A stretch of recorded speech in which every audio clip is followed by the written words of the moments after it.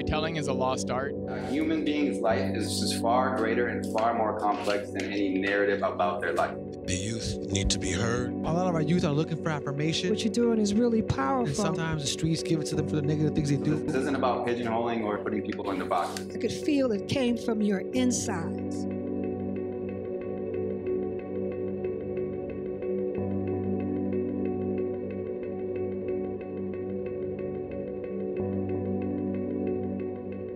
Most kids grow up without a father. Something you take for granted and think about as being so simple.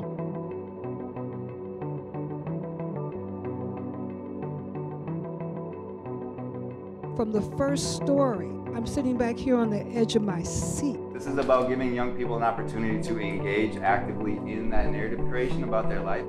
Something I heard in that story and in a few of them is kids not being able to be kids and go outside. We all know a lot is said about young people in Chicago, especially in certain neighborhoods, without the involvement of young people. So this is pushing back on that. I'm really impressed.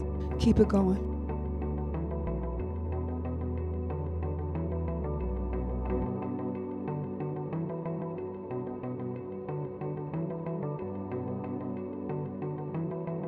I call these my babies, and they're grown up to mature young men, so I'm very proud of them. Here's something they're doing positive, and to see that there's caring adults honoring their stories and their commitment, that's a huge honor.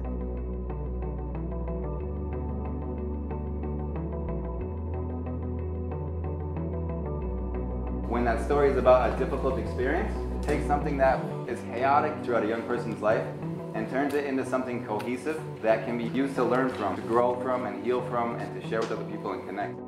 The undercurrent of that is hope.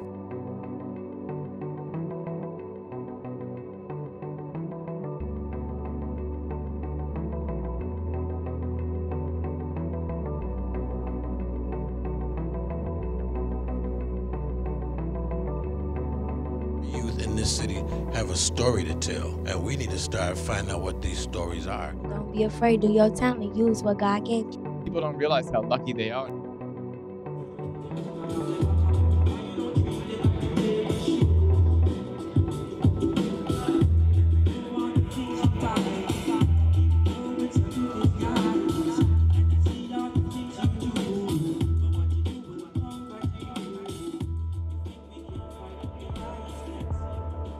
Growing up over east was hard, couldn't even get no sleep. I remember being about 7 when I first got caught in a crossfire. I was standing on my porch waiting for my pops to come down the stairs when the opposing gang started shooting at the guys on my block. I didn't know what to do, so I just stood there. My big brother ran out, picked me up, and brought me in. Growing up with nothing, I always wanted to be something. My friend and his dad always stunned, and my dad ain't doing nothing. All you hear is somebody getting shot or a school fight.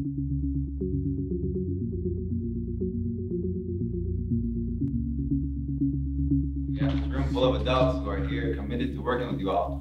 What kind of things do you want and need from us in the future to continue to support you to succeed? Can you guys, anything you want to say on that? Support is really what we need because some of the kids in Chicago don't really have that support because most of their parents is on the streets selling drugs or dead. They don't got that person in their life to keep them up and build their leadership to become a man. What we like to see change violence stuff.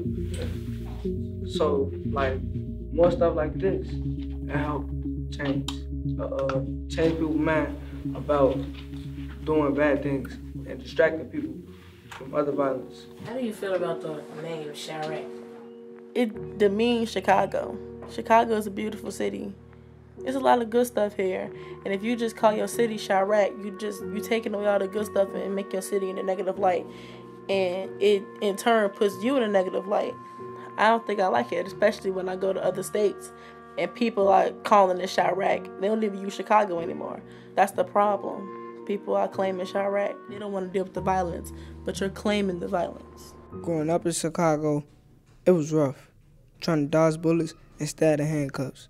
He was only 5 when his dad went to jail, and the police kicked down the door and found coke on his scale. I need to get this money for my family, my little bro and my little sis. Can't grow up the way I did.